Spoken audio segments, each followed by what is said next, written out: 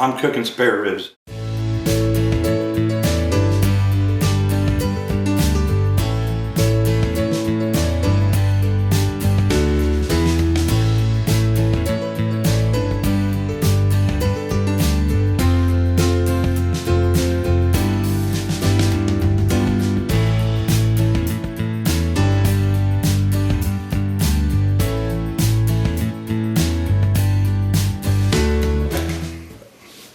Today we're going to do some pretty simple St. Louis spare ribs. Mom's been bugging me for a rack of these, so I figured I might as well go ahead and get it done for her. And why not share that with you, right? So we're just kind of getting them prepped up here. I'll show you what I do. This is a really simple rib recipe that I'm doing, but it's pretty outstanding though when you're all done. Okay, first thing we're going to do is we're going to turn this over, and we're going to get rid of this membrane right here. And this flap of meat is kind of in the way of that, so there's really not that much meat here, a little bit, but it's got this membrane, real thick membrane on the back of it. So we're just going to take that off of there. And then we're going to find a place that we can get this started. And we kind of tore it, that's alright.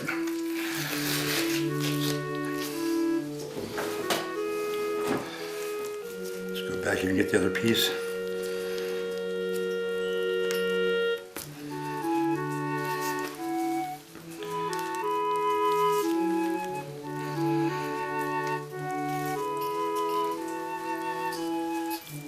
It's not hard to get off, it's just hard to hold on to.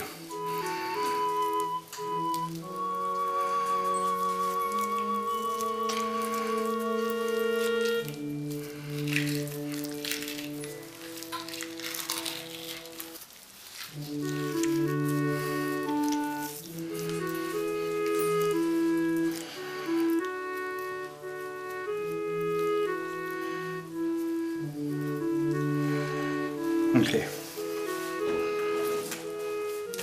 so we've got our membrane off. We're just going to clean it up a little bit, get some of this fat off the back, so that our rubs will get down to that meat. There's plenty of fat in here to be rendered as it is, so this excess is definitely not important. And on the other side, the same thing here toward the end. We got all this. I'm not going to keep this right in here, so I'm going to go ahead and just take that off. And the same thing on the other side here. I got this loose flap meat here. I'm going to go ahead and get that off as well.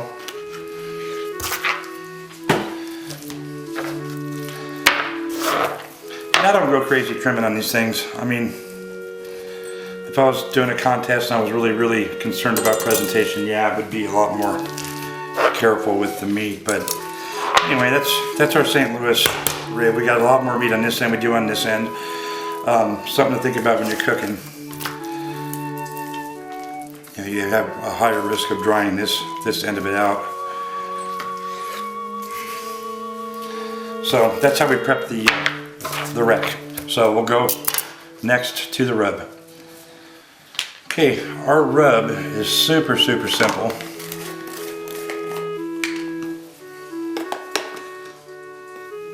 So what I'm using is granulated onion. Make sure it's granulated onion, not onion powder. You want that coarseness so it doesn't cake up on the ribs. And so we put 1 tablespoon of that, 1 tablespoon of granulated garlic.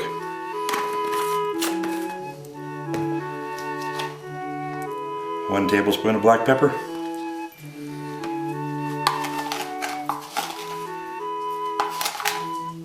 1 tablespoon of salt. Everything is equal parts.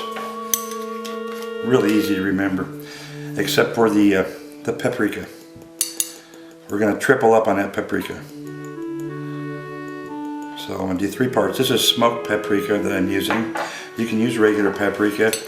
It does have a element of flavor that it adds in there, but it also helps us get that really pretty color that we're looking for. We're wanting these ribs to look good, so I didn't put any sugars in this rub. There will be some sweetness on that meat, that we're going to add on later on. We're going to bring that in. But for now, because these are going to cook 4 to 5 hours, we just don't want the sugars on there because they're going to cause it to blacken, and we don't want that blackened meat for our ribs. So we'll shake that up.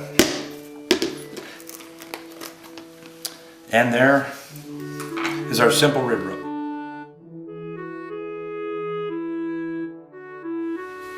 To apply our rub, these are pretty moist, but I'm wanting those spices to hydrate. So we're going to put a little mustard on here. You can put really anything you want to. The main purpose is to get the rub to stick and to hydrate. And so the salt in that rub is going to pull some moisture out to the surface of the meat, and that's going to help hydrate the spices. We want them to stick on there, so we're going to use some mustard. Mustard powder is something that's pretty common in a lot of rubs. So I know for some people who haven't seen this before, they might think it's kind of funky and it's going to do something to the flavor of the ribs. It's not going to taste like mustard, I guarantee you. And we're just going to put a little bit on there, just so we can rub it in and give the rub something to kind of hang on to. It's not going to be a predominant flavor inside of this rib. You won't even know it's there, in fact, once this thing cooks.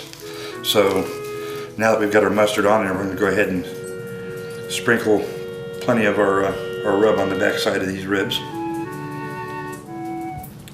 With the membrane off, the spices will get down inside of that meat from the back side.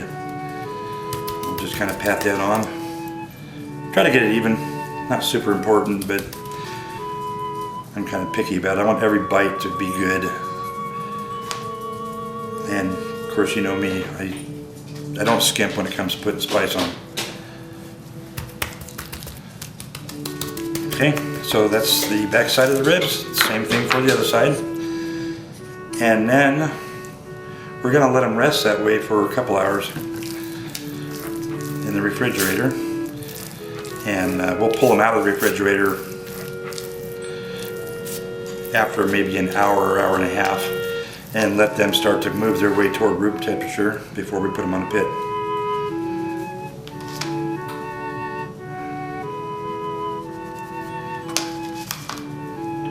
So lots of spice.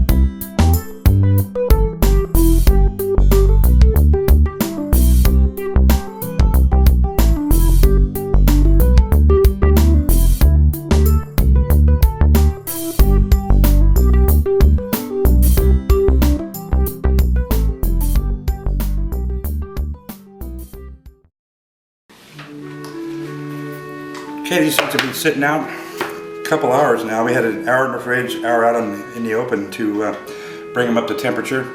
And they're looking really good. They got a good hydration on the spices. It's been on there long enough that the flavors have had a chance to get inside the meat without overpowering it. So they're good to go. I want you to take a good close look at these and give you an idea of what they're supposed to look like. Okay, so there you go. They look almost good enough to eat right now, but of course we're going to put them on a pit and we got to get that smoke inside, so that's what we're going to do. Now, we put some water in the water pan on the pit, and so I wanted to talk to you a little bit about that.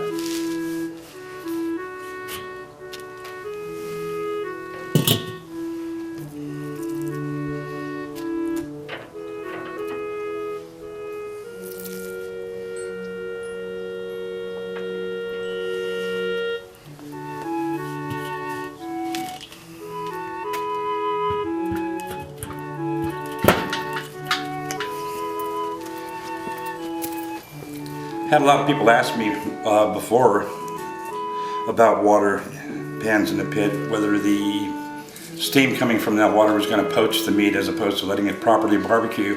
And that's really not the issue. That's not why it's there. The reason I do that, and I don't do it, by the way, on my bigger meats, my 8-10 pound roasts or whatever, briskets and such. But the reason I do it on these smaller meats like these ribs, they're going to be in there for a long cook time.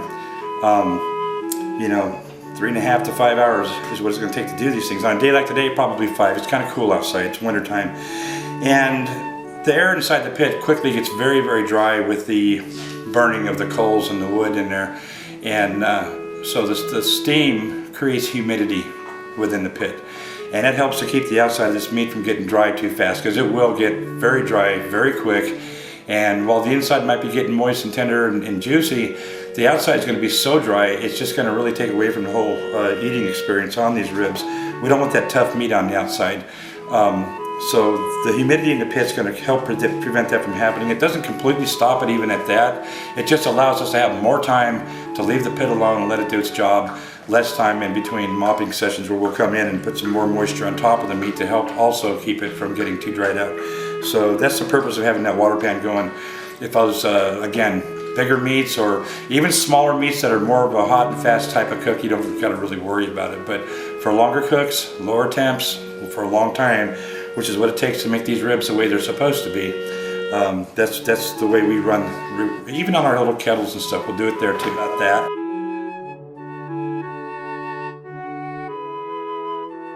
Okay, we pulled these ribs off the pit. They've been on there for about 3 hours, and we're going to go ahead and give them a wrap in foil to help to tenderize them. It's starting to get a little dark in color, so to protect them from getting just black looking, this is one way to help protect them. And also it helps to tenderize that meat, keep the moisture inside as we continue to tenderize it. So what I'm going to do is I'm going to put some stuff on top of this. We're going to wrap it in foil. It's going to go back on a pit. It's been out there for about 3 hours in the open smoke. The amount of time that you put your ribs on is really going to have a lot to do with A, the cooking temperature, B, the quality of meat itself. I'm using a much cheaper cut of meat here. And so because of that, it's got a lot of stuff inside to render out. It's a lot tougher, and therefore takes a lot longer. So, you know, your better cuts, maybe you would only be a couple, 2.5 hours, maybe at most, in the open. It's just really, it depends on a lot of things. You know, what I look for is I want to see is the meat starting to pull back off the bone a little bit. You know, you kind of see the telltale signs. Now, while it was out there, we did a little bit of mop on it just to keep it moist. The mop really consisted of water, apple juice, apple cider vinegar, and some Worcestershire sauce, and it was really mildly mixed. Just really the main purpose was to get moisture on top of it. And then at a certain point, we painted it down with some olive oil, which helped to protect it and insulate it, and helped to keep the heat inside the meat to increase a little bit, having that insulator on the outside. It's a good trick, really. If you ever have a roast or something that you're cooking, you want to kind of speed the process up. You can coat it with oil at a certain point, and it insulates. So we've done that. So now it's off. We're going to wrap it. I'll show you what we do to this before we put it back outside. Okay, so you can see that the spices and stuff started to darken up on us. So what we're going to do to wrap this thing up is we're just going to add some more flavor layers inside. So I'm gonna throw some butter on it. Give it a little coat of butter here. The meat's fairly warm, so it's nothing for it to melt.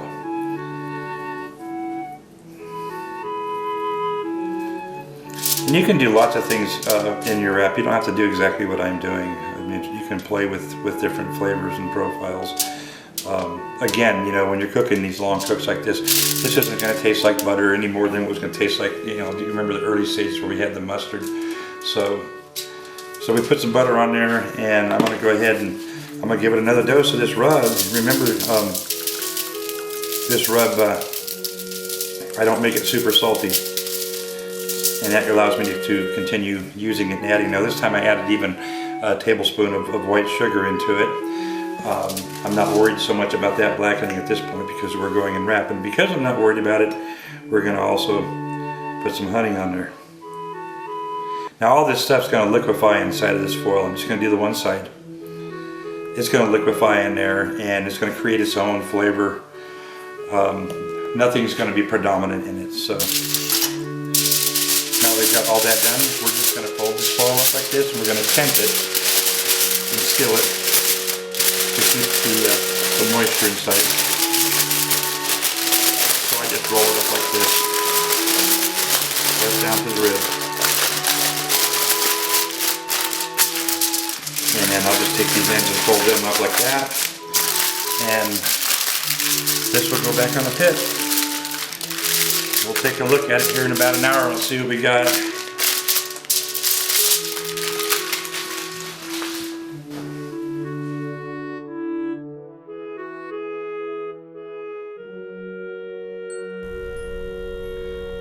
Okay, so I want you to see what it looks like inside of this wrap, what we're looking for, so we know when to take it out. Now, these guys are definitely ready to come out. I'll turn this around so you can see it better, but if you look at the bones that are coming out of there, you see how the meat's starting to pull up away from the bone's starting to protrude out a little bit. And that's what you're looking for. You know when you see that you've got tender meat inside of that. You don't want it to be so tender inside the wrap that it's literally falling out the bones. You want to be able to handle your ribs without them completely falling apart. If you've done that, gone a little bit too long. So it doesn't hurt to go in there and take a look at them every now and then just to make sure. Okay, we're at the very end of our cook here, so let's go ahead and sum up what we've done so far. We have St. Louis style pork spare ribs. We pulled the membrane out the back, made our own rub, put it on there, a little mustard before that, and we let them sit and marinate for 2 hours with the dry rub on. We built our fire using apple wood and charcoal, and then we put the ribs on there for 3 hours. Now they ran 2.5 hours at 250 degrees, and the last half hour out of that 3, they climbed up to 275. We pulled them off, put them in wrap, a little extra love on top, back on the pit again. So they spent an hour inside that wrap. We're going to pull them off here in just a few minutes. We pulled them out of the wrap about 20 minutes ago, and we're just kind of letting the outside of the wetness on the outside kind of dehydrate off. And then they're going to come inside and rest, and while they're resting, we'll knock a couple of sides out and we'll be ready to go.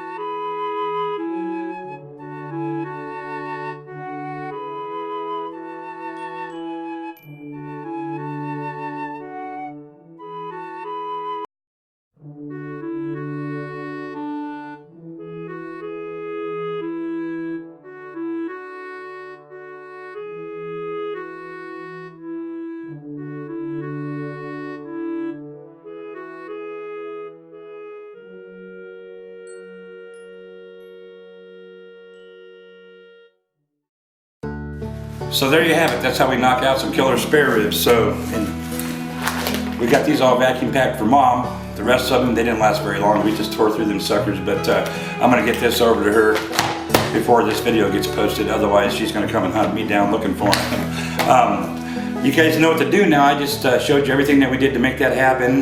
Gave you as much information as I could. Go get you a rack of spare ribs and get outside and cook.